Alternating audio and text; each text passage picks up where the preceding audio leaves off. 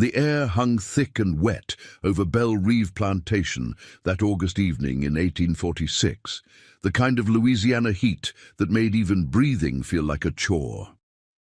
Cicadas screamed from the live oaks draped in Spanish moss, their chorus mixing with the distant spirituals drifting up from the quarters. Inside the big house, however, silence reigned like a tyrant. Celeste Beauregard sat in her third-floor room, embroidering a pillowcase she would never use. Her fingers, plump and steady, worked the needle through linen, while sweat beaded on her upper lip. At 22 years old, she had perfected the art of invisibility. In a world where her mother, Adeline, commanded every room with porcelain beauty and calculated charm, Celeste had learned that existing quietly was the only way to survive. The mirror across from her chair told truths she'd learned to ignore. Her face was round, her body heavy in all the ways that Southern society deemed unforgivable. Her chestnut hair, thick and lovely, was always pinned back severely. Her eyes, a striking green that she'd inherited from her father's side, rarely met anyone else's. Tell me in the comments which country you are from and what you thought of this story. And if this story made an impression on you, subscribe to the channel so you don't miss any future stories. She had been taught through 1,000 small cruelties that she was something to be ashamed of. Downstairs, she could hear her mother's voice, bright and musical, entertaining the evening's guests. Mrs. Adeline Beauregard was legendary in Baton Rouge society, a woman who had turned widowhood into an art form, maintaining Belle Reve's 600 acres and 200 souls with an iron fist wrapped in silk gloves. Men wanted her, women wanted to be her, and she never let anyone forget it. Celeste set down her embroidery when she heard the footsteps on the stairs. Heavy, purposeful, multiple pairs. Her heart began to hammer in her chest, though she couldn't say why. She was always forgotten during her mother's soirees, left to her room like an embarrassing relic stored in an attic. The door opened without a knock. Adeline stood there, still in her evening gown of emerald silk, her blonde hair perfectly coiffed. But her face was different. The mask had slipped. Rage burned in her blue eyes, raw and undisguised. Behind her stood Jeremiah, the house butler, his dark face carefully neutral, and two men Celeste didn't recognize. Field hands, by the look of their rough clothes and calloused hands. "Mother?" Celeste's voice came out small, childlike. Adeline swept into the room like a storm front. "Do you know what happened tonight, Celeste? Do you have any idea of the humiliation you have caused this family?" Celeste's hands trembled in her lap. I was in my room. I haven't—" "Colonel Whitmore's nephew was here." Adeline's voice cracked like a whip. "A Union officer educated at West Point from one of the finest families in Virginia. I arranged everything, the dinner, the conversation, the subtle suggestion that you might be available." She spat the last word like poison. Celeste felt her face burning. "I didn't ask you to—" "He asked to see you. Said he'd heard I had a daughter." Adeline laughed, but it was a broken sound. "Do you know what he said when I described you? He said, and I quote, 'Mrs. Beauregard, I'm sure your daughter has many fine qualities, but I'm looking for a wife who can represent my family with grace and appropriate bearing.'" The words landed like blows. Celeste had heard variations of them before, but never so directly, never with such venom. "He refused you before he even met you," Adeline continued, her voice dropping to something more dangerous than anger. Something cold, based solely on the rumors of what you look like. "Do you understand what that means? It means you have made us a laughingstock. It means that your very existence is a stain on the Beauregard name." "Then let me leave," Celeste whispered. "Give me a small allowance, and I'll go somewhere you'll never have to see me again." "No." Adeline's eyes glittered in the lamplight. "You will not take the coward's way out. You will not make me the mother who cast out her only child. Instead," she turned to the two men standing in the doorway, "you will learn what it means to be desirable." Celeste finally looked at the men. One was tall and lean, with grey threading through his hair, his face marked with old scars. The other was younger, broad-shouldered, with intelligent eyes that seemed uncomfortable with where they found themselves. Both men were staring at the floor, their bodies tense. "Mother, what are you doing?" Celeste stood, her chair scraping against the wooden floor. "These are Tobias and Marcus," Adeline said, her voice now terrifyingly calm. "They work the south fields. Tonight they will teach you what men want. They will make you understand desire, need, passion, all the things that should come naturally to a woman but seem to have escaped you entirely." The room tilted. Celeste gripped the back of her chair. "You can't be serious." "I am deadly serious." Adeline walked to the door. "By morning, you will understand what it means to be wanted. You will know what it feels like to be touched, claimed, desired, and perhaps then you will have the confidence to hold your head up in society instead of skulking around like a ghost." "This is madness!" Celeste's voice finally found strength. This is mercy." Adeline cut her off. "Would you prefer I send you to a brothel in New Orleans? Because that can be arranged. At least here, in your own room, you have some dignity." She looked at Jeremiah. "Lock the door from the outside. Let no one disturb them until dawn. Mrs. Beauregard, please." Tobias spoke for the first time, his voice deep and careful. "You will do as you're told, or you'll be sold south by Monday morning, both of you, and your families with you." Adeline's words were bullets. "Do we understand each other?" The two men's faces went ashen. Marcus's jaw clenched so hard Celeste could see the muscles jumping. Tobias closed his eyes briefly, a prayer or a surrender. "Yes, ma'am," they said in unison. Adeline looked at her daughter one last time. "Make yourself useful, Celeste. For once in your miserable life, make yourself worth something." Then she was gone. The door closed with a soft click, and the key turned in the lock with a sound like a tomb sealing. Celeste stood frozen, her mind unable to process what had just happened. The two men remained near the door, neither moving nor speaking. The clock on her mantel ticked loudly in the silence. Outside, someone laughed in the garden, the sound obscene in its normalcy. Finally, Marcus cleared his throat.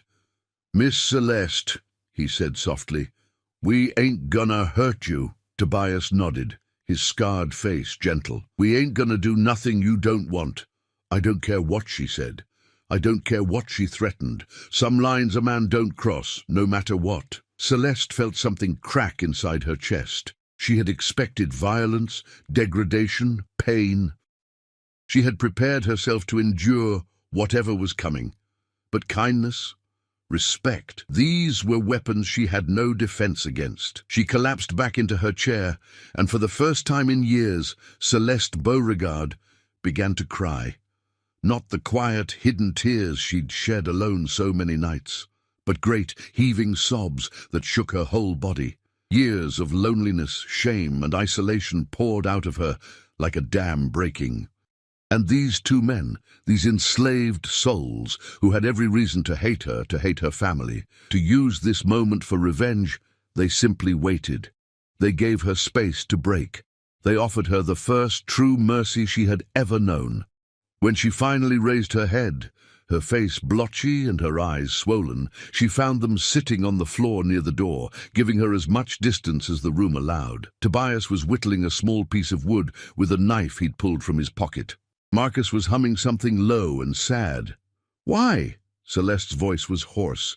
"Why aren't you—" "Because we're men, Miss Celeste," Tobias said simply. "Not animals, and you ain't never done nothing to us but treat us with a bit of kindness when others wouldn't." Marcus nodded. "You remember last spring, when I took sick and couldn't work. You brought medicine to my wife yourself. Didn't send no servant, came yourself." Celeste barely remembered it. It had seemed like nothing at the time. "Things like that matter," Marcus continued, "and we ain't gonna repay kindness with cruelty. Not tonight, not ever." The night stretched ahead of them, long and uncertain. Outside, the party continued, oblivious.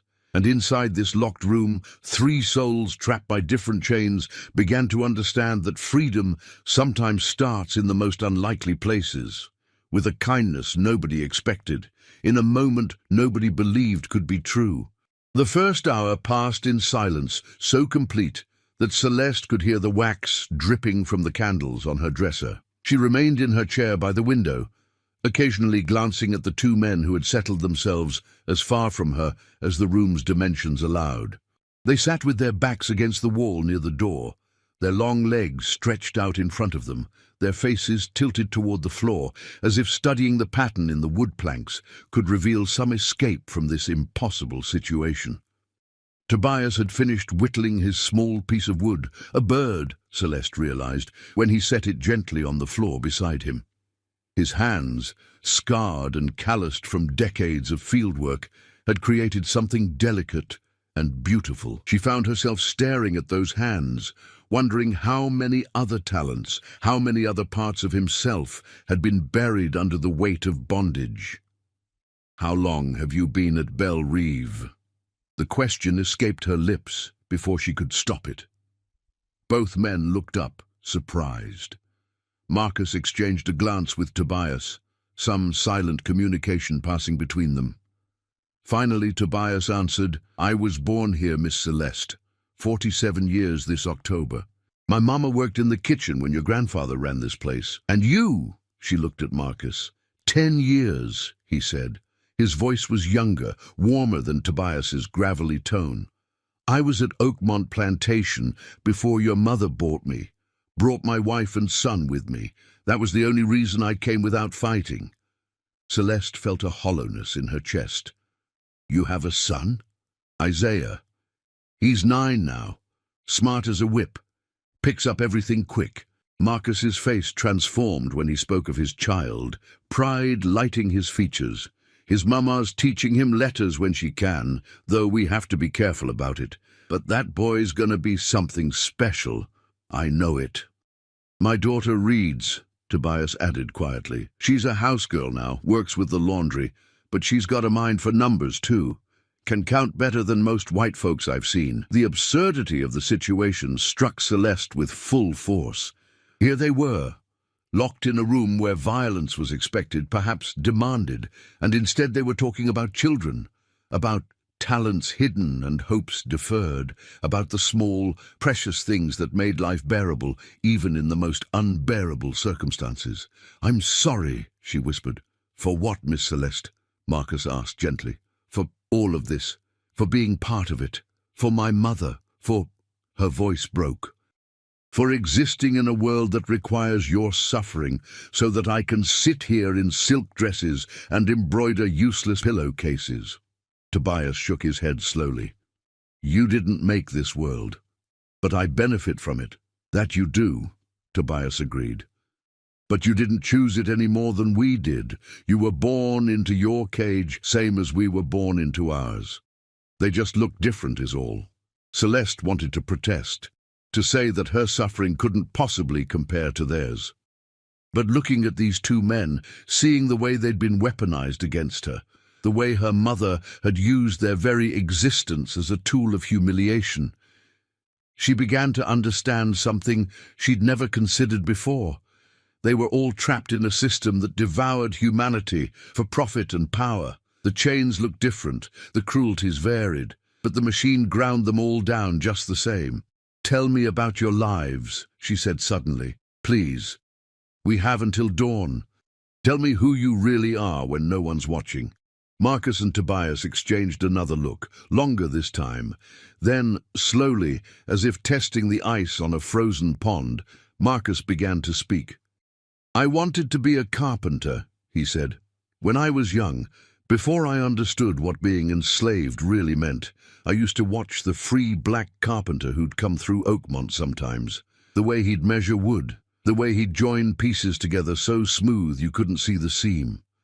I thought that was magic. I thought if I could learn to do that, I could make beautiful things, things that would last."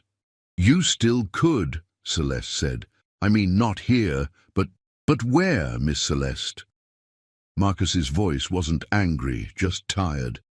Where could a black man in Louisiana own a carpentry shop? Where could he sell his wares? Who would hire him? The law won't even let us learn to read in most parishes. They hanged a man in Natchez last year for teaching his children their letters. The words settled over the room like ash.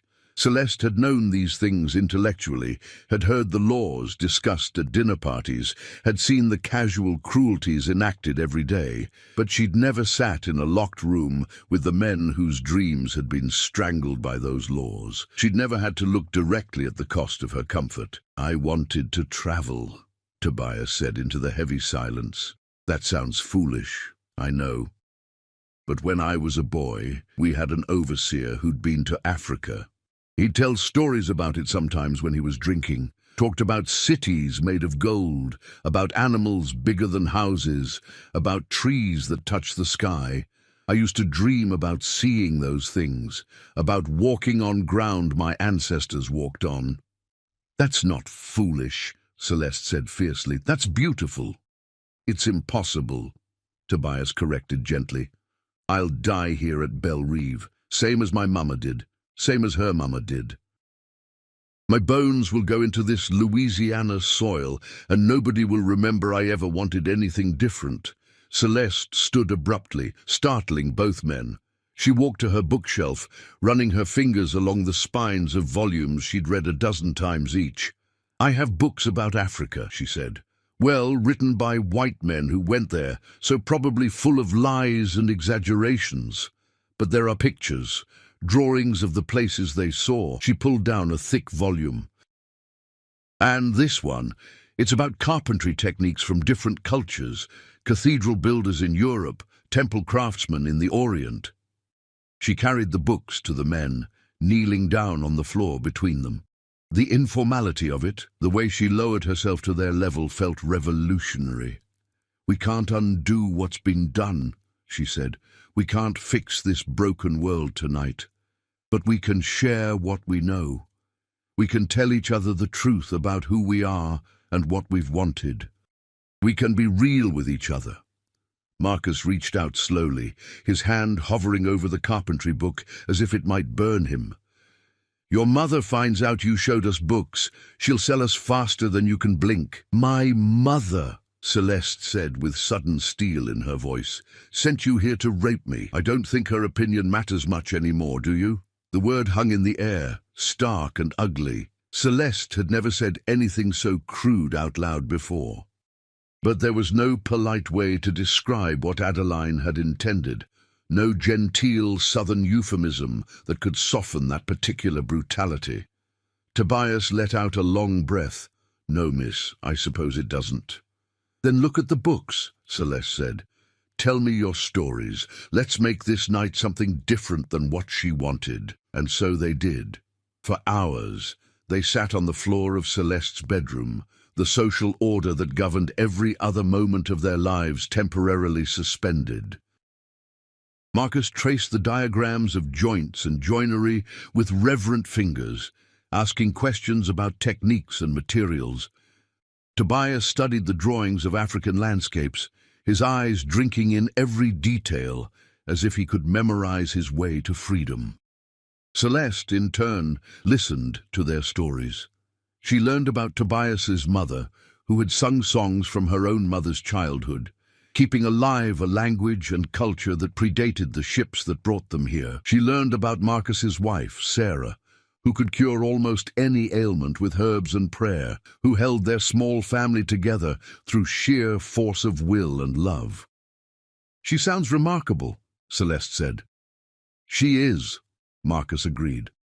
"When I told her I'd been chosen for this tonight, she knew what your mother intended. She held my face in her hands and said, 'You come back to me with your soul intact. Whatever happens, you keep your humanity.' That's what she said. Your humanity." "She was right to say it," Tobias added. "That's what they try to take from us every day, not just our freedom or our labor, our humanity. They want us to believe we're less than human, that we don't feel or dream or love the way they do, but we do. Lord knows we do." Celeste felt tears threatening again, but she blinked them back. "I've been so blind," she whispered. I've been living in this house my whole life, and I've never really seen any of you. Not really. You've been like furniture to me, part of the landscape, and that's unforgivable." "You were taught not to see," Marcus said. "From the time you were a baby, you were taught that we don't matter. That's how the system works. It makes good people blind." "I'm not good," Celeste said bitterly. "I'm cowardly and weak, and I've let my mother control every aspect of my life because I was too afraid to stand up to her." "Maybe," Tobias said. "Or maybe you just didn't know you had any other choice. Sometimes we don't find our courage until we're forced to." The candles burned lower. Outside, the sounds of the party had long since faded.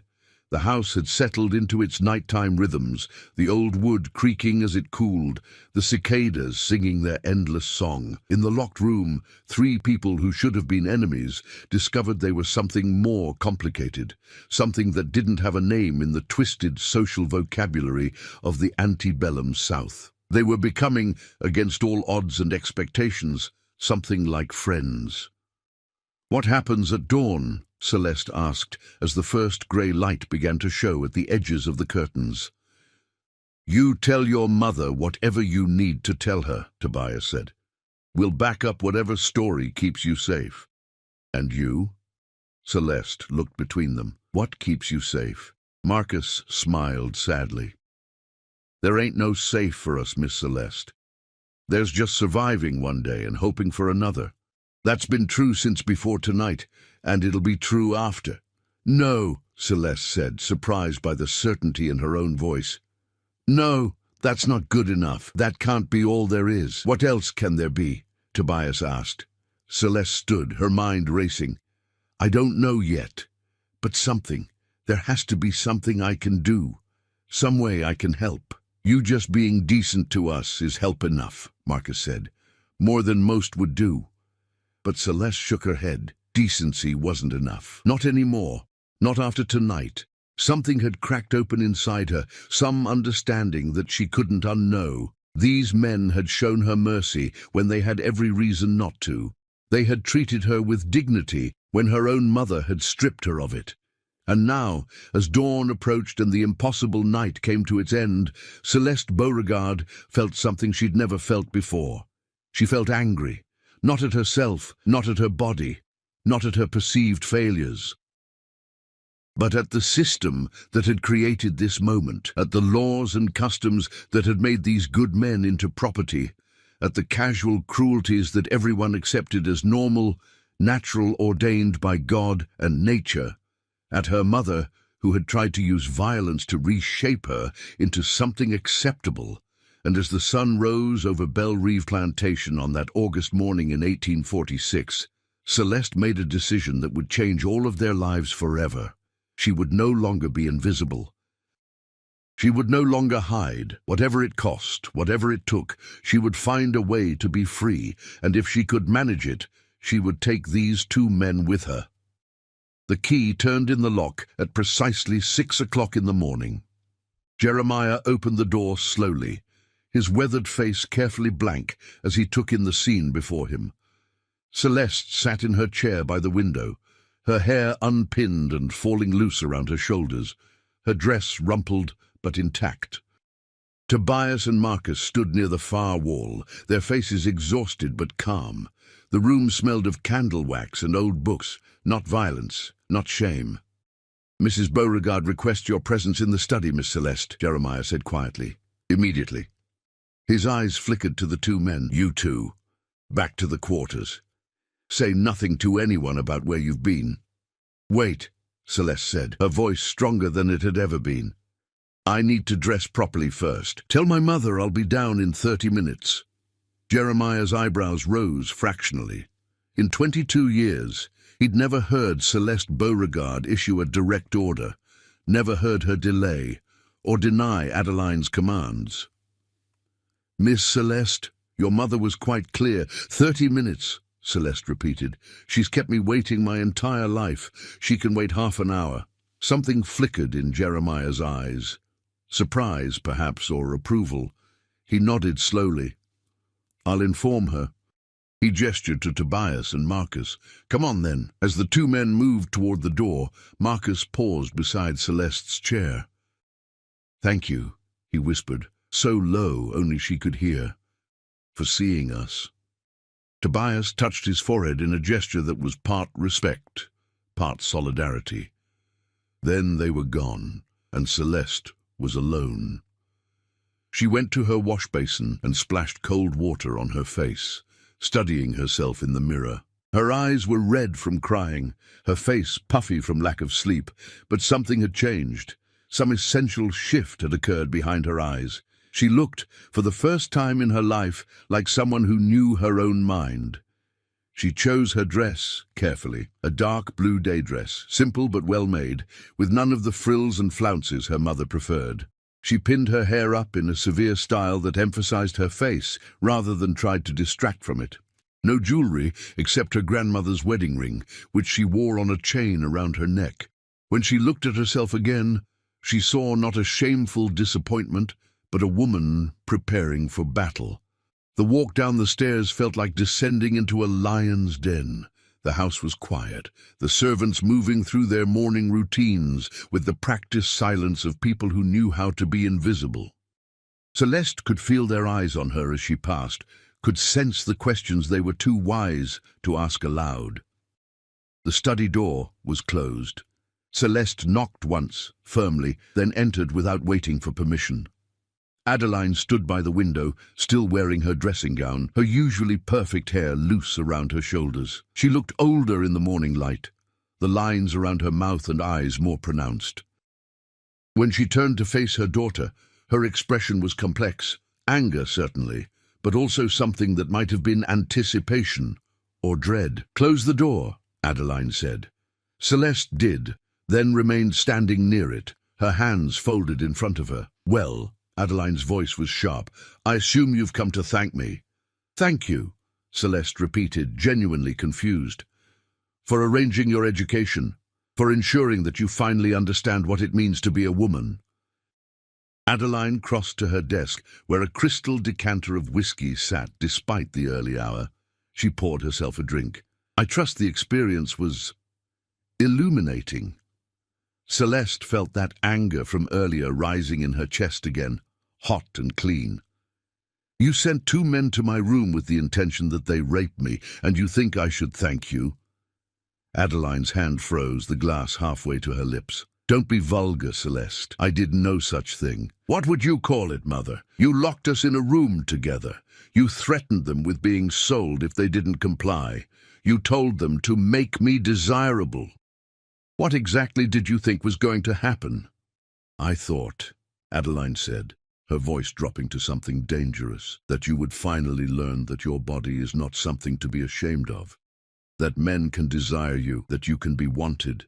I was trying to give you confidence." "By having me assaulted? By using enslaved men as weapons against your own daughter?" Adeline slammed the glass down on the desk, the crystal ringing out sharply. "You don't understand. You've never understood. Do you know what it's been like for me, having a daughter who refuses to even try, who hides herself away like a ghost, who makes me look like a failure every time someone asks why I haven't married you off?" "There it is," Celeste said quietly. "The truth. This was never about me. It was about you, about your reputation, about what people think. Of course it's about what people think." Adeline's composure was cracking. "That's all that matters in this world. Reputation, appearance, standing. That's what keeps us alive. That's what maintains this plantation, feeds the servants, keeps the roof over our heads. Without society's approval, we're nothing." "Then I choose nothing," Celeste said. "I choose to be nothing in your world, rather than something in it at the cost of my soul." Adeline stared at her daughter as if seeing her for the first time. "What are you talking about?" "I'm leaving, Mother. I'm leaving Belle Reve, and I'm never coming back." The words hung in the air between them. Outside, a mockingbird began its morning song, oblivious to the earthquake happening in the study. "You're being dramatic," Adeline said, but her voice wavered. "You're upset, which is understandable, but I'm not being dramatic. I'm being clear. Celeste felt the words flowing from some deep place she hadn't known existed. "Last night, you tried to break me. You used the most horrible method you could imagine to try to reshape me into what you wanted. But you failed, because those two men showed me more kindness, more humanity, more genuine care in one night than you've shown me in 22 years. Adeline's face went white. "How dare you? How dare I? How dare you?" Celeste's voice rose for the first time. "You're my mother. You were supposed to protect me, to love me, to help me find my way in the world. Instead, you've spent my entire life making me feel worthless because I don't look like you, because I'm not the pretty doll you wanted to show off." "I gave you everything," Adeline shouted back. "This house, education, clothes, food, comfort. What more did you want?" "I wanted you to love me," Celeste said simply. "I wanted my mother to look at me and see something worth loving. That's all. That's all I ever wanted." The fight went out of Adeline like air from a punctured balloon. She sank into the chair behind her desk, suddenly looking every one of her 43 years. "I don't know how to do that," she whispered.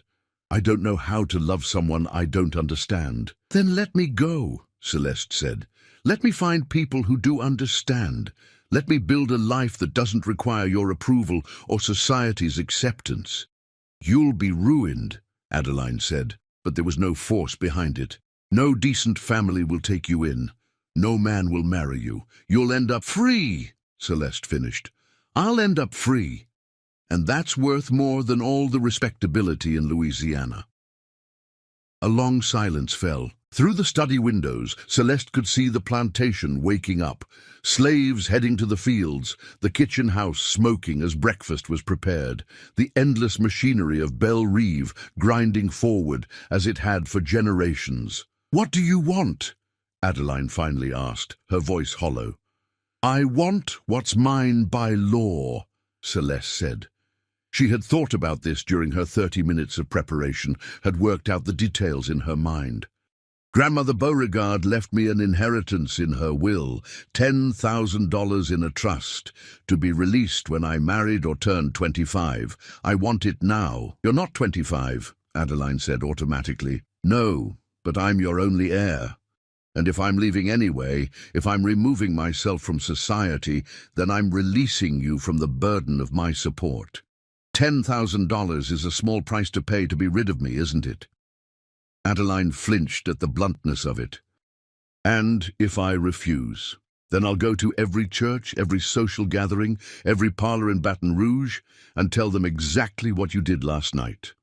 I'll tell them how Mrs. Adeline Beauregard, the grande dame of Belle Reve, sent 2 enslaved men to her daughter's room with orders to assault her. I'll tell them how you used human beings as tools of punishment. I'll ruin you so thoroughly that even your beauty and charm won't be enough to save you." It was a bluff, mostly. Celeste wasn't sure she had the courage to actually do it, but her mother didn't need to know that. Adeline's hands shook as she poured herself another drink. "You're not the girl I raised." "No," Celeste agreed. "I'm not. That girl died last night. The woman standing here is someone new, someone who finally understands that your love was never worth the price you demanded for it." "What will you do?" Adeline asked. "Where will you go?" "I don't know yet," Celeste admitted. "But I'll figure it out. And, Mother, there's one more thing I want." Adeline looked up, wary. "What?" "Tobias and Marcus. I want them freed. I want their manumission papers drawn up, properly witnessed, and filed with the parish. I want their families freed with them." "Absolutely not," Adeline stood abruptly. "Do you have any idea what that would cost? What people would say? I'd be accused of abolitionism, of doing the right thing," Celeste suggested. "Yes, I imagine you would be. But you're going to do it anyway, because if you don't, I will tell the world that those 2 men spent the night in my room. And even though nothing happened, even though they showed me nothing but kindness and respect, the rumor alone will destroy them.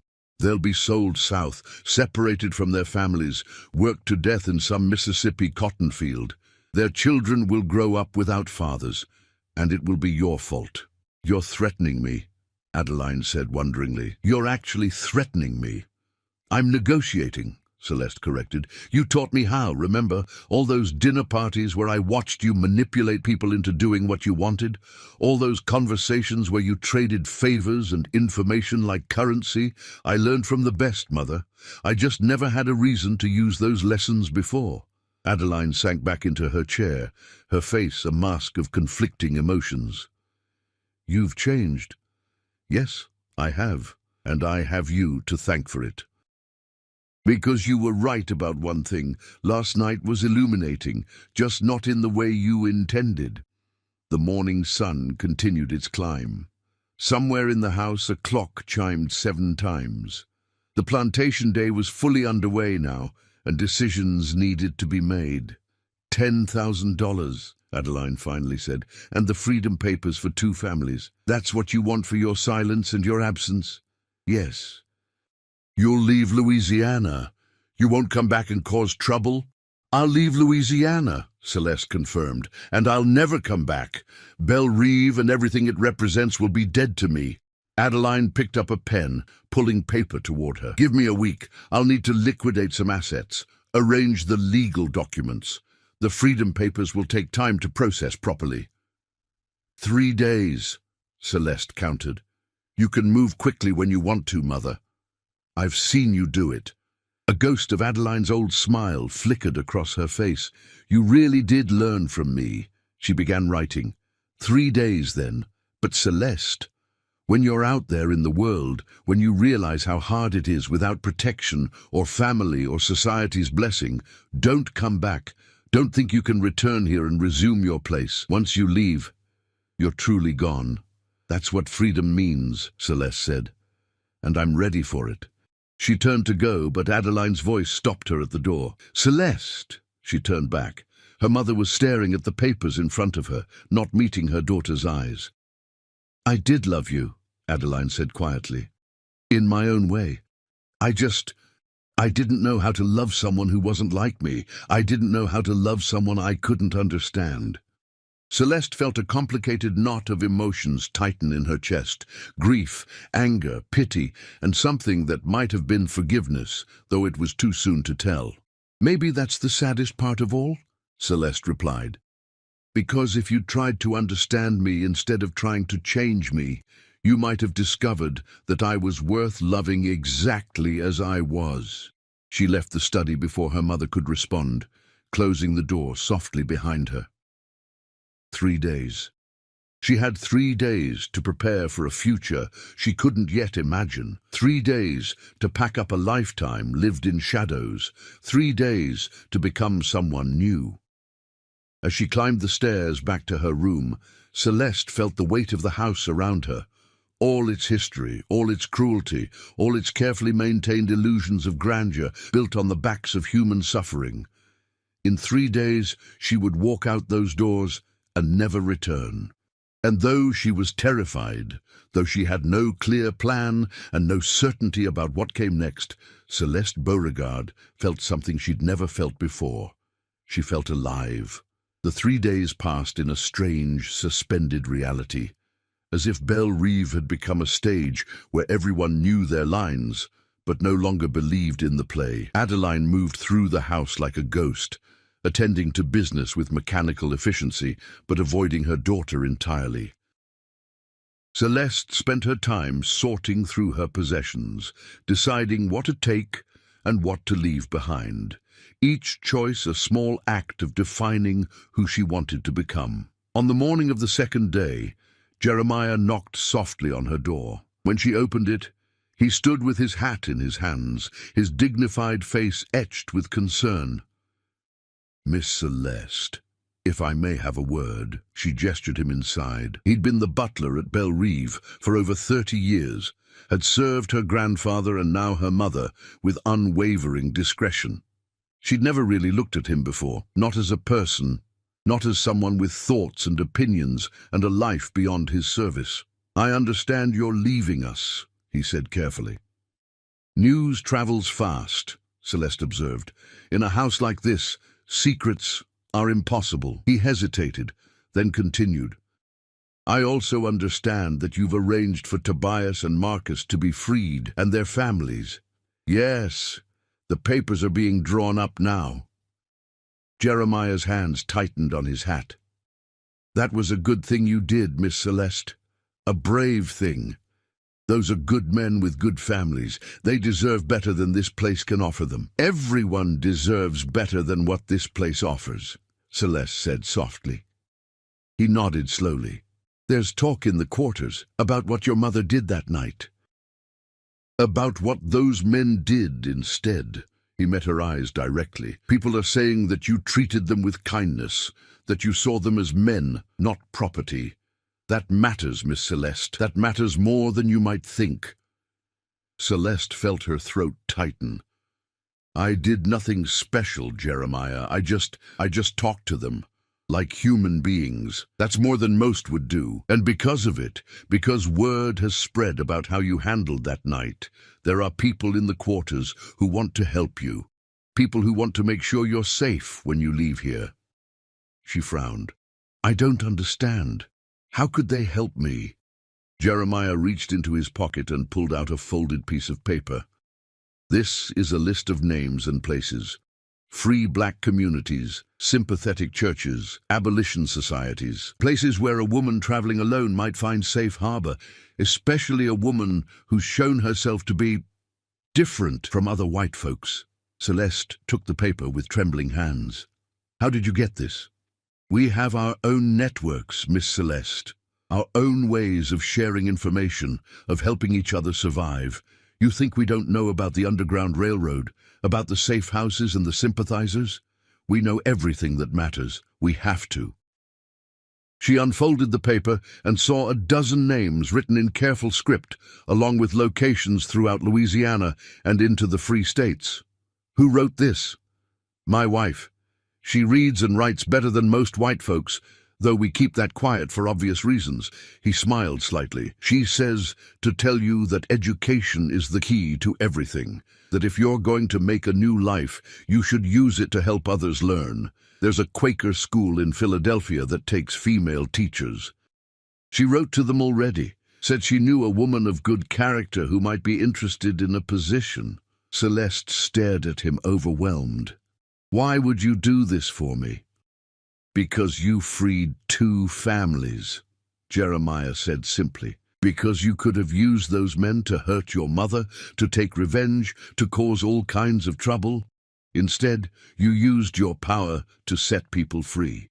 That tells me something about your character. And in a world as dark as this one, we help people with good character when we find them. Before she could stop herself, Celeste reached out and took Jeremiah's hand. He startled at the contact. Such familiarity between white and black, employer and servant, was unthinkable. But she held on. Thank you, she said. Thank you for seeing me, for helping me, for being part of whatever this new beginning turns out to be. Jeremiah squeezed her hand once, briefly, then stepped back. You should leave Louisiana as quickly as you can, once you have your money. Your mother has friends who might not appreciate what you've done. The manumission of slaves is controversial, and a white woman traveling alone will attract attention. Be careful, Miss Celeste. I will. I promise. After he left, Celeste sat on her bed and studied the list of names. Each one represented a lifeline, a possibility, a door opening to a world she'd never imagined. Philadelphia. The very word felt like a prayer. That evening, as the sun set over the cotton fields, turning everything gold and amber, there was another knock at her door. This time it was 2 women, Sarah, Marcus's wife, and Dinah, Tobias's daughter. They came in carrying a large basket covered with a cloth. Miss Celeste, Sarah said, her voice warm and musical, we brought you some things for your journey. They laid out the contents on her bed. Bread wrapped in wax paper, dried meat, preserves in small jars, a warm shawl, a sturdy traveling dress in dark wool, and a beautiful quilt made from dozens of different fabric scraps, each piece telling its own story. This is too much, Celeste protested. You can't give me... We can, and we will, Dinah interrupted gently. She was tall like her father, with the same intelligent eyes. My father told us what you did that night. How you treated them like men instead of animals. How you shared your books, your stories, your time. How you saw them. And now you're freeing them," Sarah added. "Freeing my husband, my son, our whole family. Do you know what that means? Do you understand what you've given us?" Celeste felt tears threatening. "I only did what should have been done years ago. What should never have been necessary in the first place. But you did it," Sarah insisted. "You used your power for good. And we won't forget that. None of us will." Dinah picked up the quilt, running her hands over the stitching. "Every woman in the quarters contributed a piece to this. We worked on it together these past 2 days. Each square represents a different family, a different story. We want you to carry us with you, Miss Celeste. We want you to remember that you made a difference here, even if Belle Reve itself is rotten to the core." "I don't know what to say," Celeste whispered. "Say you'll be careful," Sarah urged. "Say you'll find a good life out there in the world. Say you'll remember that kindness matters, that seeing people matters, that small acts of mercy can change everything." "I promise," Celeste said. "I promise all of that." The women embraced her then, briefly but fiercely, and in that moment Celeste felt more connected to humanity than she ever had in her mother's elegant parlor or at her carefully orchestrated social gatherings. These women, who had every reason to hate her, had chosen instead to help her, had chosen to see her struggle and her courage and honor it with their own. After they left, Celeste wrapped herself in the quilt and cried, not from sadness, but from the overwhelming realization that she was not alone, that even in leaving everything she'd known, she was being sent off with blessings and prayers and hopes from people she'd never truly seen until now. On the third day, Adeline summoned her to the study one final time. The money was there, $10,000 in banknotes and gold coins, more money than Celeste had ever seen at once. The manumission papers were there too, properly signed and witnessed, along with letters of transit that would allow Tobias, Marcus and their families to travel freely. "I've arranged for a carriage to take you to Baton Rouge," Adeline said, her voice professionally neutral. "From there you can catch a steamboat north. I suggest you travel as a widow. It will explain your lack of male protection and give you a respectable cover story." "Thank you, Mother." Adeline's jaw tightened at the word. "I've also prepared letters of introduction to several families in New Orleans and Natchez, should you need them, though if you use them, you'll be expected to maintain certain standards of behavior. No talk of abolition or freedom or any of these dangerous ideas you've developed. I won't need them," Celeste said. "I'm going north, all the way north. To do what? Become a school teacher? Live in some boarding house like a spinster? Maybe. Or maybe I'll do something no one expects. Maybe I'll surprise everyone, including myself." Adeline stood and walked to the window, her back to her daughter. For a long moment, neither spoke. Then so quietly Celeste almost missed it, her mother said, "I hope you find what you're looking for." "I hope you do too, Mother." "I already have everything I want," Adeline replied. "This house, this position, this life, it's all I ever wanted." "Then I'm glad one of us got what we wanted," Celeste said. She gathered the money and papers, tucking them carefully into the traveling bag Sarah had given her. "Goodbye, Mother. I hope you find some peace." She left before Adeline could respond, walking through the grand foyer of Belle Reve for the last time. The servants had gathered, not all of them, but enough. Jeremiah stood by the door. Sarah and her son Isaiah were there, the boy clutching his father's hand. Dinah stood with her mother. Others she recognized from years of passing them in hallways, of seeing them work in gardens and kitchens, of living parallel lives that never truly intersected. Until now. "Thank you," she said to all of them. "Thank you for helping me see. Thank you for teaching me what courage looks like. Thank you for showing me that mercy and kindness are stronger than cruelty." "Go with God, Miss Celeste," someone called out. "Make it mean something." another voice added. She stepped out into the bright Louisiana morning, where a carriage waited to carry her away from everything she'd ever known. As they pulled away from Belle Reve, she looked back one final time at the grand plantation house with its white columns and manicured gardens, its carefully maintained illusion of grace and gentility built on a foundation of suffering. She would never see it again. And that was exactly how it should be. The road ahead was uncertain. The future was unwritten. But for the first time in her life, Celeste Beauregard was free to write her own story. And it began with two words she'd never been able to say before. I choose. The steamboat Maria Dubois cut through the muddy waters of the Mississippi River like a knife through butter, its great paddle wheel churning endlessly as it carried its cargo of passengers, cotton and commerce northward. Celeste stood at the railing of the second-class deck, watching Louisiana slip away behind her, the cypress swamps and cotton fields gradually giving way to different landscapes, different possibilities. She traveled under the name Mrs. Celeste Whitmore, a widow mourning her late husband, killed in a steamboat explosion 2 years prior. The story came easily, too easily perhaps, suggesting that she had more talent for deception than she'd realized.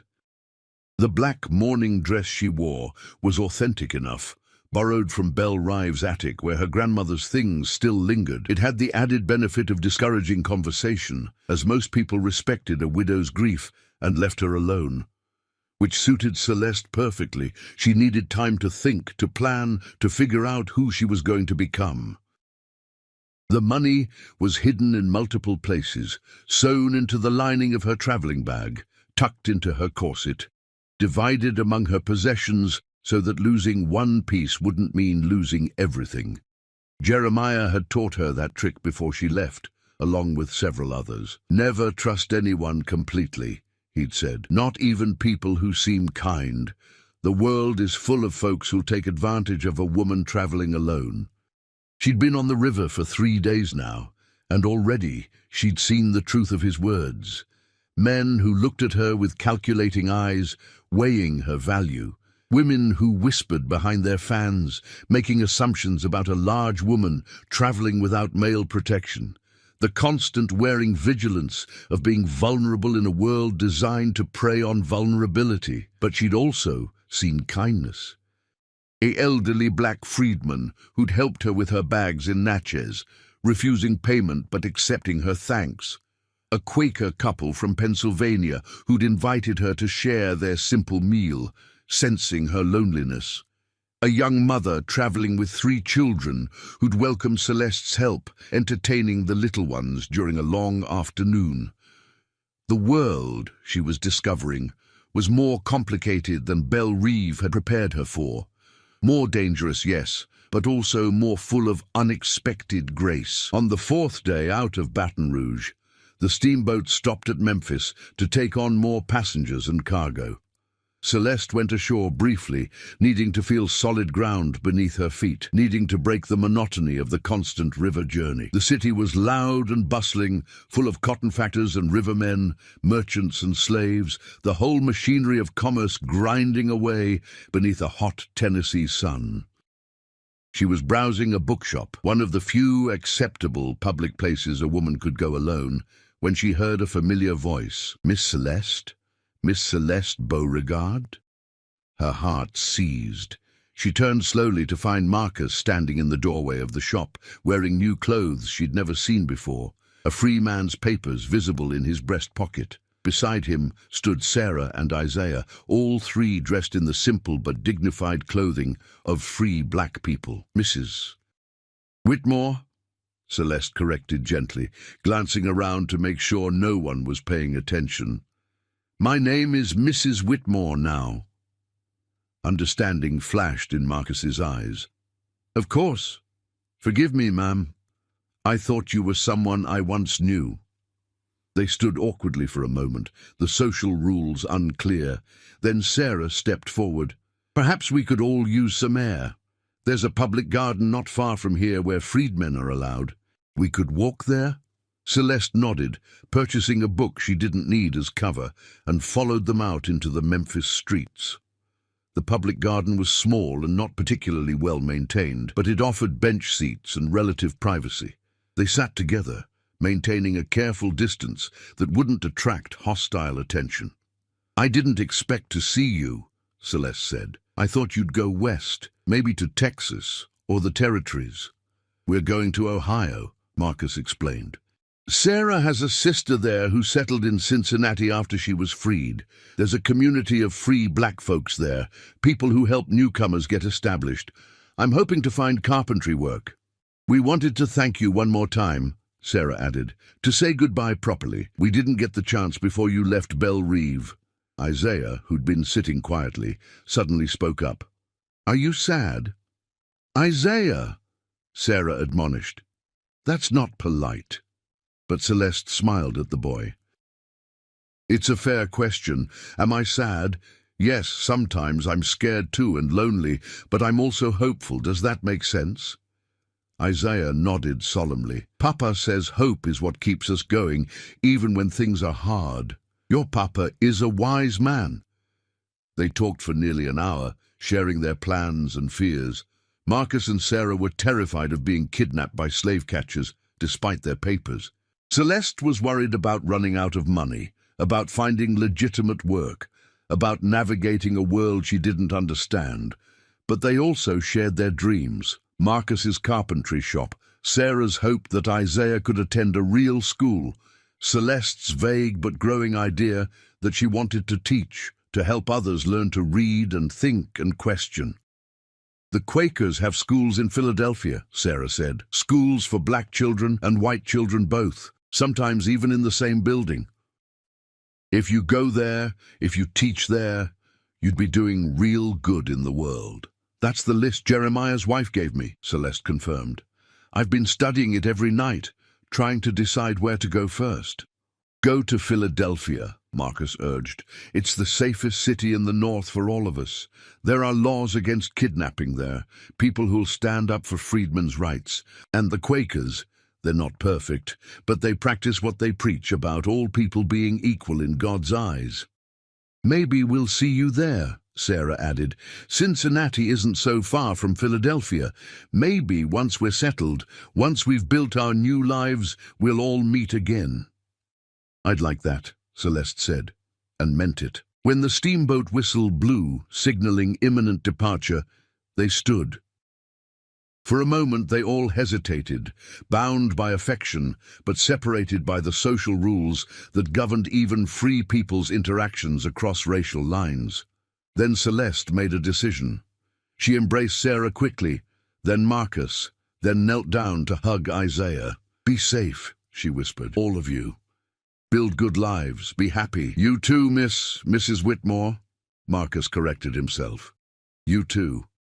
She watched them walk away into the Memphis streets, 3 free people among thousands, their papers precious cargo, their futures uncertain, but their own. Then she returned to the steamboat and continued her journey north. St. Louis came and went. The river narrowed and widened. The landscape changed. She saw things she'd only read about in books, rolling hills, different trees, weather that wasn't the oppressive heat of Louisiana. She met more people, heard more stories, began to understand that the world was vastly larger and more diverse than Belle Reve had ever suggested. One evening, sitting in the common room of the steamboat, she struck up a conversation with the Quaker couple she'd met earlier, Abraham and Patience Garrison, returning to Philadelphia after visiting family in the West. Patience, a small woman with kind eyes and a backbone of steel, studied Celeste carefully. "Thee seems troubled, friend," she said in the Quaker's distinctive plain speech. "I'm searching," Celeste admitted. "I've left behind everything I knew, and I'm trying to figure out what comes next." "What did thee leave behind?" Abraham asked gently. And somehow, perhaps because these were strangers she'd never see again, perhaps because the river journey had worn down her defenses, Celeste found herself telling the truth, not all of it. Some secrets needed to stay buried, but enough. She told them about Belle Reve, about her mother's cruelty, about learning to see enslaved people as human beings rather than property. She told them about fleeing, about choosing freedom over respectability. "And now thee wishes to teach?" Patience asked when Celeste had finished. "I think so. I'm not sure I'd be any good at it, but I want to try. I want to help people learn, the way I finally learned." Abraham and Patience exchanged a look. "We run a school in Philadelphia," Abraham said. "The Garrison Academy. We teach children of all backgrounds, the wealthy and the poor, white and black, anyone whose parents want them educated. We could use another teacher, especially a woman who understands what it means to have her eyes open to injustice." Celeste's heart began to pound. "You're offering me a position, just like that." "We believe that God puts people in our path for a reason," Patience explained. "Thee has shown courage in leaving thy old life. Thee has shown compassion in how thee speaks of those who were enslaved. And thee has shown humility in admitting thee doesn't have all the answers. These are the qualities we seek in our teachers." "But I'm not a Quaker," Celeste protested. "I'm not even sure what I believe anymore." "We don't require our teachers to be friends," Abraham assured her. "Only that they respect our principles of equality, simplicity, and truth." "Can thee do that?" Could she?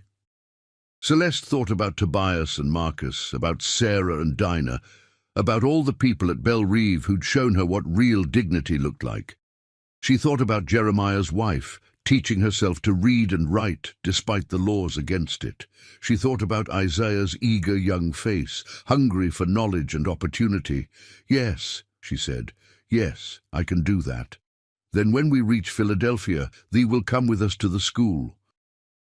We'll provide room and board while thee learns our methods. The pay isn't grand, but it's honest work, important work, and thee will be part of a community that values what thee values." Celeste felt tears welling up, but this time they were tears of relief, of gratitude, of hope. "Thank you," she whispered. "Thank you for seeing me, for giving me a chance. Everyone deserves a chance to start over," Patience said simply. "Everyone deserves the opportunity to become who they were meant to be." The steamboat continued north, leaving the slave states behind, crossing into territory where the very air felt different. Freer, somehow, though Celeste knew that freedom was more complicated than geography. But it was a start. It was a new beginning. As they passed into Pennsylvania, Celeste stood at the railing one last time, watching the river flow endlessly southward, back toward everything she'd left behind. She thought about her mother, alone in Belle Reve's grand house. She thought about Tobias, hopefully somewhere in the West building a new life. She thought about all the people still enslaved, still suffering, still waiting for freedom that might never come. And she made a silent promise to them all. She would make her escape mean something. She would use her freedom to help others find theirs, in whatever way she could. She would teach, and through teaching she would plant seeds of change that might someday grow into something beautiful. The steamboat rounded a bend, and ahead in the distance, she could see the first buildings of Philadelphia rising from the riverbank. Her new home, her new life, her new chance to become someone who mattered not because of her appearance or her family name, but because of what she chose to do with the gifts she'd been given. Celeste Beauregard, no, Celeste Whitmore now, smiled into the wind and felt something she'd never felt before at Belle Reve. She felt like she was coming home. The autumn sun slanted through the windows of the Garrison Academy's main classroom, illuminating dust motes that danced in the air like tiny spirits. Celeste Whitmore, now 45 years old, and silver threading through her chestnut hair, stood before a class of 30 children ranging in age from 6 to 14. Their faces represented a dozen different backgrounds. The children of Irish immigrants sat beside the children of German merchants, who sat beside the children of freedmen, who sat beside the children of Quaker families. It was the kind of classroom that would have been unthinkable in Louisiana, perhaps still was unthinkable in many places. But here in Philadelphia, in this school, it was simply Tuesday. Who can tell me, Celeste asked, her voice warm and engaging, what President Lincoln meant when he said, "A house divided against itself cannot stand"? A dozen hands shot up. She called on Thomas, a 12-year-old black boy whose parents had escaped slavery via the Underground Railroad before the war. He meant that America couldn't keep being half slave and half free, Thomas said confidently. That we had to choose what kind of country we wanted to be. Excellent. And what choice did we make? Freedom, chorused several voices. Freedom, Celeste agreed, though the work of making that freedom real, of making it mean something for everyone, is still ongoing. That's why education matters so much. That's why all of you being here learning together is revolutionary. After class, as the children filed out for their afternoon recess, Patience Garrison appeared in the doorway. She was grayer now, her face more lined, but her eyes were as kind as ever. "Thee has a visitor," Patience said, "a man who says he knew thee in Louisiana." Celeste's heart skipped. In 23 years, no one from her old life had ever sought her out. She'd become Mrs. Whitmore so completely that Celeste Beauregard might as well have died that day she left Belle Reve. Did he give a name? Marcus Freeman. The name hit her like a physical blow. Marcus, after all these years. She followed Patience to the school's small receiving room, her hands trembling slightly. He stood by the window, looking out at the children playing in the yard. He'd aged well. His hair was grey now, his face weathered by time and work, but he stood straight and strong. When he turned at her entrance, his smile was exactly as she remembered. "Miss Celeste," he said, then corrected himself. "Mrs. Whitmore, forgive me, old habits." "Marcus." She crossed the room and took his hands in hers. "Propriety be damned. My God, it's good to see you. You made it. You're here." "We made it," he confirmed. "Sarah and I, Isaiah, 2 more children we had after we settled in Cincinnati. We've been there all these years. I have my carpentry shop just like I dreamed. Small, but it's mine. We're making it work." "I'm so glad," Celeste said, tears threatening. "I'm so glad you found what you were looking for." "We did. And we never forgot that you made it possible." He reached into his coat and pulled out an envelope. "This is why I came. This arrived at our house last month, forwarded through about 6 different addresses. It's from Belle Reve." Celeste's blood went cold. "My mother?" "Your mother died 3 years ago," Marcus said gently. "This is from Jeremiah, or rather, from his wife, Rebecca. Jeremiah passed last year, but before he died, he made Rebecca promise to find us, to find you, to tell you what happened." With shaking hands, Celeste opened the envelope and pulled out several pages of careful script.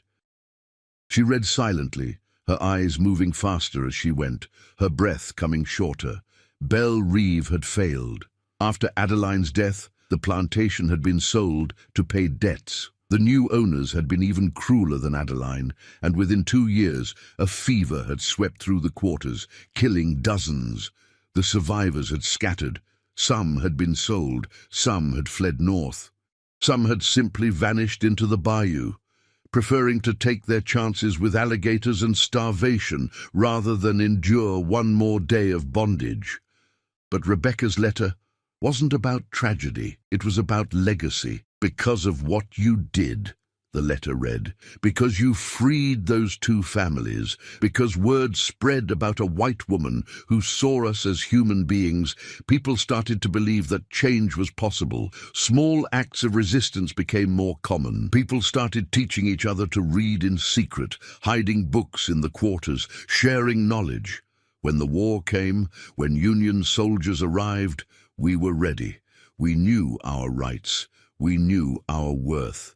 And when freedom finally came, we weren't helpless. We'd been preparing." The letter went on to detail the lives of people Celeste barely remembered.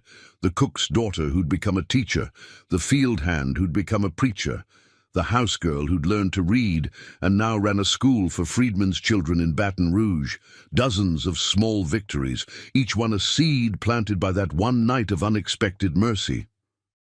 "Jeremiah wanted you to know," the letter concluded, that what you did mattered. That one act of courage, of choosing to see people as people, rippled out further than you could have imagined. You changed lives, Miss Celeste. Maybe you even helped change the world. Just a little bit. Celeste lowered the letter, unable to speak. Marcus waited patiently, understanding the weight of what she'd just read. I didn't do anything extraordinary, she finally whispered. I just refused to let my mother's cruelty define that night. I just tried to be decent. Sometimes that's the most extraordinary thing of all, Marcus replied. In a world built on indecency, on cruelty, normalized and systemized, choosing to be decent is revolutionary. They talked for hours, catching up on 23 years of life. Marcus told her about his children, about his business, about the black community in Cincinnati that had welcomed his family and helped them build a life. Celeste told him about the school, about the hundreds of children she'd taught, about the small ways she tried every day to honor the lesson those two men had taught her in a locked room in Louisiana. Tobias passed away 5 years ago, Marcus said as the afternoon light began to fade. Died free, surrounded by his children and grandchildren. He had a good life after Belle Reve, worked in a mill in Illinois, saved his money, bought a small farm. He used to say that every morning he woke up free was a morning he'd stolen back from slavery. I wish I could have seen him again, Celeste said, told him what he and you gave me that night. He knew, Marcus assured her. He knew because we all knew. We all saw what happened to you, how you changed from that frightened girl hiding in her room to the woman who stood up to her mother, who demanded justice, who made freedom happen for two families. You think we didn't talk about that? You think that story didn't get told and retold in every quarter from Louisiana to Ohio? I had no idea. That's because you were too busy actually doing the work, Marcus smiled. Too busy teaching, helping, making a real difference instead of worrying about your reputation or your legacy. As the sun set and Marcus prepared to return to his hotel before catching the train back to Cincinnati the next morning, he pulled one more thing from his coat, a small wooden bird, intricately carved, perfect in every detail. Tobias made this, he said, placing it in Celeste's palm. Made dozens of them over the years, gave them to people who'd shown him kindness. He made this one for you before he died. Asked me to deliver it if I ever found you. Celeste cradled the tiny sculpture, feeling its weight, its beauty, the love and skill carved into every feather. It's beautiful, she breathed. He said to tell you that you helped him fly, Marcus said softly. That you gave him wings when he thought he'd be chained forever. He wanted you to have a reminder of that. After Marcus left, Celeste sat alone in the classroom as darkness fell, holding the wooden bird and thinking about the strange path her life had taken. From that terrified, ashamed girl in Belle Reve to this, a teacher, a woman who'd found purpose and meaning in helping others learn and grow. She thought about her mother, dead now these 3 years, buried in the Beauregard family plot at Belle Reve. Had Adeline ever regretted that night? Had she ever wondered what happened to the daughter she'd tried so hard to break? Celeste would never know, but she'd made her peace with it years ago. Some relationships couldn't be redeemed, some wounds couldn't be healed. The best you could do was learn from them and become someone better. The next morning, Celeste stood before her class with the wooden bird displayed on her desk. I want to tell you a story, she said, about a night 23 years ago when everything changed, about cruelty and kindness, about chains and freedom, about how sometimes the things that are meant to break us instead make us stronger. The children leaned forward, eager and attentive. She'd learned over the years that the best lessons came from truth, from real stories about real people facing real challenges. So she told them. Not every detail. Some parts were too personal, too painful for children's ears. But she told them about Belle Reve, about the enslaved people she'd finally learned to see as human, about 2 men who'd shown mercy when violence was expected. She told them about choosing freedom over comfort, about finding purpose in service, about how one act of kindness could ripple out across decades. "The work isn't finished," she concluded. "Slavery may be legally ended, but inequality, injustice, cruelty, these things persist. Every day you'll have chances to choose between cruelty and kindness, between seeing people as human or seeing them as less than.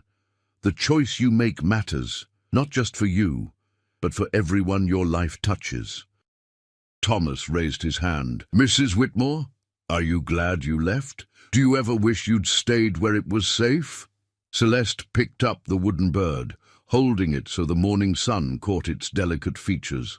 "Safe isn't the same as good," she said, "and comfort isn't the same as happiness. I left behind wealth and status and all the privileges I'd been born with, but I gained something infinitely more valuable." "What?" asked a little girl in the front row. Celeste smiled. "I gained myself. I gained the ability to look in the mirror and know that I was living according to my own values, not someone else's expectations. I gained the knowledge that my life had meaning, that I was contributing something good to the world. And I gained all of you, every student I've taught, every person I've helped, every small difference I've been able to make." She set the bird back on her desk carefully. "That night at Belle Reve, I learned that freedom isn't just about physical chains. It's about the chains we carry in our minds, the ones that tell us who we have to be, how we have to live, what we're worth. Breaking those chains is terrifying, but it's also the only way to really live." The lesson continued, moving into mathematics and history, but Celeste noticed that several students kept glancing at the wooden bird, at this tangible reminder that stories of courage and change were real, that transformation was possible. At day's end, as she erased the chalkboard and prepared for the next morning, Patience appeared again in the doorway. "That was powerful, what they shared today," she said. "The children will remember it." "I hope so," Celeste replied. "I hope they remember that they have power, even when the world tells them they don't, especially then." "Thee has been with us 23 years now," Patience observed. "Has thee ever regretted coming here? Ever wished for thy old life?" Celeste thought about Belle Reve's grand parlours, about silk dresses and servants, about the illusion of gentility built on suffering. Then she thought about this modest classroom, about children of all backgrounds learning together, about the letters she received from former students who'd gone on to become teachers themselves, doctors, activists, ministers, people working to make the world better. "Not once," she said firmly. "Not for a single moment." That evening, Celeste sat in her small room at the boarding house where she'd lived for more than 2 decades. It was simple. A bed, a desk, a bookshelf, a window overlooking the street. Nothing like her bedroom at Belle Reve, with its silk curtains and fine furniture. But it was hers, earned by her own work, maintained by her own effort. She pulled out writing paper and began composing a letter to Rebecca, Jeremiah's widow, still living in Louisiana. She thanked her for the letter, for the information about Belle Reve's fate, for the reminder that small acts of conscience could have lasting impact. She told Rebecca about the school, about the work she was doing, about Marcus's visit and Tobias's gift. "I've often wondered," she wrote, "if I did enough. If freeing 2 families was sufficient payment for a lifetime of privilege built on the backs of enslaved people. The truth is, it wasn't. It could never be enough. But it was something. And something is better than nothing. Something can be the beginning of everything." She told Rebecca about the students, about teaching them that they had power to change the world, about planting seeds that might someday grow into justice. "The night my mother locked me in that room with Tobias and Marcus," she continued, "she thought she was destroying me. She thought she was teaching me a lesson about knowing my place, about accepting the cruelty of the world as natural and inevitable. Instead, those 2 men taught me the opposite. They taught me that kindness is a choice, that dignity cannot be taken, only given away, that seeing each other's humanity is the first step toward freedom. For all of us." She wrote about how that one night, had become the foundation of everything she'd built since. How it had taught her that courage wasn't the absence of fear, but the decision to act rightly despite it. How it had shown her that real strength came not from power over others, but from connection with them. "I am writing this," she concluded, "so that you can share it with others who remember that night, who heard the stories, who wondered what became of me. Tell them that I am well. Tell them that I have tried to honor what they taught me. Tell them that the seeds they planted in my heart have grown into something I hope they would be proud of. Tell them that I have never forgotten, and I never will." She sealed the letter and set it aside to post in the morning. Then she opened her journal, a habit she'd maintained for 20 years, and began to write. "Today, Marcus Freeman came to see me," she wrote. "After all these years, after all the miles and changes, we found each other again. He brought news of Belle Reeve's fall, of Tobias's death, of the ripples that have spread from that one night. And he brought me a gift, a wooden bird carved by a man I once sat with in a locked room, a man who showed me what freedom really means." She continued writing, processing the day's revelations, thinking about legacy and meaning and the strange paths lives could take. "I have taught hundreds of children," she wrote. "I have seen dozens of them go on to do remarkable things, but I wonder sometimes if the most important thing I ever did was simply refuse to participate in cruelty. If my greatest contribution was just choosing to see two men as human beings worthy of dignity and respect. It seems like such a small thing. But Marcus says it mattered. Rebecca's letter says it mattered. And if it mattered to them, then perhaps it mattered enough." She thought about her mother, about that final conversation in Belle Reeve's study. Adeline had asked what Celeste would do, where she would go. And Celeste hadn't known. She'd had no clear plan, no certainty about the future. But she'd had something more important. She'd had the courage to step into the unknown rather than remain in comfortable cruelty. "I wish I could tell my younger self," she wrote, "that it would all work out. That the terror of leaving would give way to purpose. That the loneliness would be replaced by community. That the shame she carried would transform into strength. But perhaps she needed to not know. Perhaps the courage only came because she couldn't see the ending, only the next step." As night deepened over Philadelphia, Celeste closed her journal and picked up the wooden bird again. She studied its delicate craftsmanship, imagining Tobias's scarred hands shaping the wood, imagining him thinking about that night, about the girl who'd talked to him like a human being, about the strange twist of fate that had brought them together. "Thank you," she whispered to the empty room, to Tobias's memory, to Marcus and Sarah and all the people who'd shown her what courage looked like. "Thank you for teaching me. Thank you for seeing me. Thank you for helping me become someone worth being." The next morning was Saturday, and Celeste used her free day to walk through Philadelphia's streets. She passed through neighborhoods where free black families lived alongside white families, where Irish immigrants ran shops next to German bakeries, where Quaker meeting houses stood near Methodist churches and Catholic cathedrals. It wasn't perfect. Prejudice and inequality still existed, still caused suffering. But it was different from Louisiana, different enough to matter. She stopped at a small park where families gathered, watching children play without regard for the color of their skin or the accents of their parents. She saw an elderly black man reading a newspaper openly on a bench, something that would have been illegal in Louisiana, that might have gotten him killed. She saw women walking alone without fear, without shame. And she understood, perhaps more clearly than ever before, why she'd chosen this life. Freedom wasn't just an absence of chains. It was the presence of possibility. It was the ability to become who you were meant to be, not who others demanded you should be. It was the power to make choices based on conscience rather than convention. That afternoon, she returned to the school to prepare for the coming week's lessons. As she entered her classroom, she found Abraham Garrison sitting at her desk, the wooden bird in his hands. "Marcus told me the story," Abraham said gently, "about Belle Reeve. about that night, about why thee really came north. Celeste's heart sank. Will it be a problem?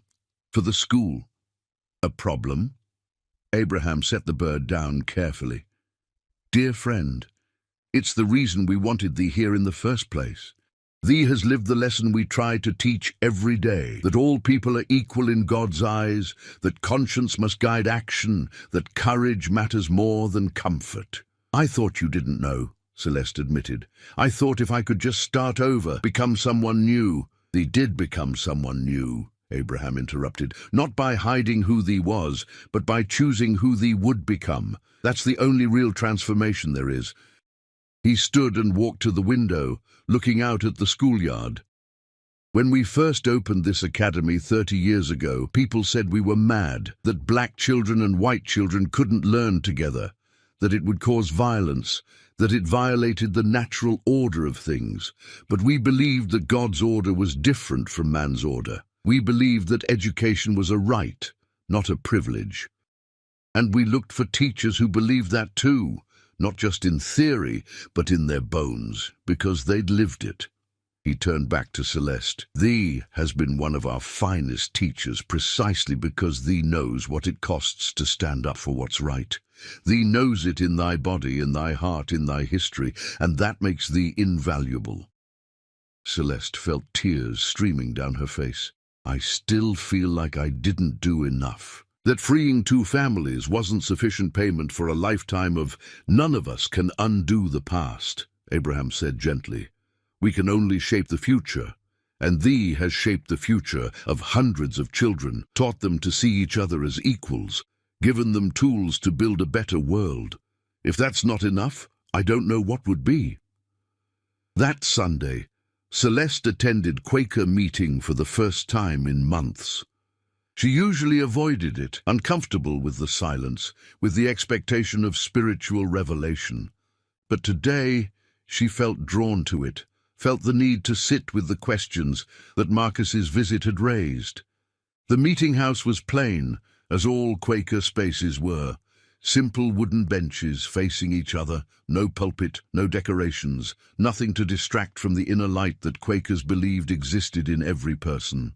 Celeste sat in the customary silence, listening to the breathing of her neighbors, to the creaking of the building, to her own thoughts. And in that silence, she finally understood something she'd been circling for 23 years. She hadn't been rescued that night in Belle Reve. She'd been awakened. Tobias and Marcus hadn't saved her from anything. They'd shown her how to save herself.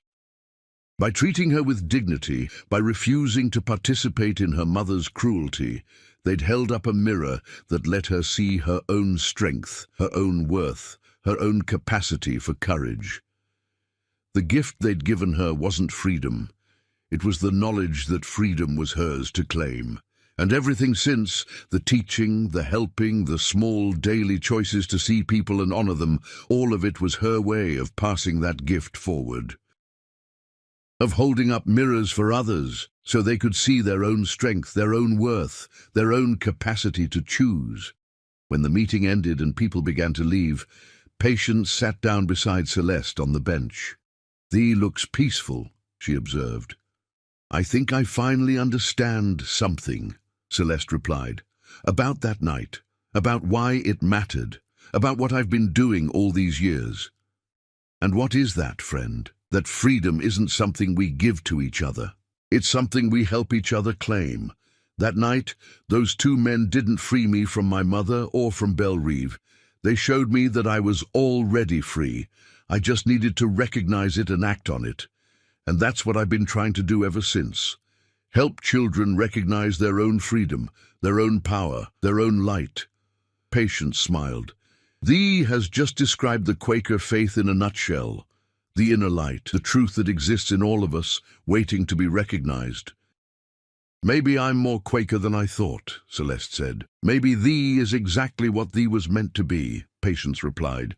"A teacher, a witness, a living reminder that change is possible, that courage matters, that choosing to see each other's humanity is the first step toward everything else."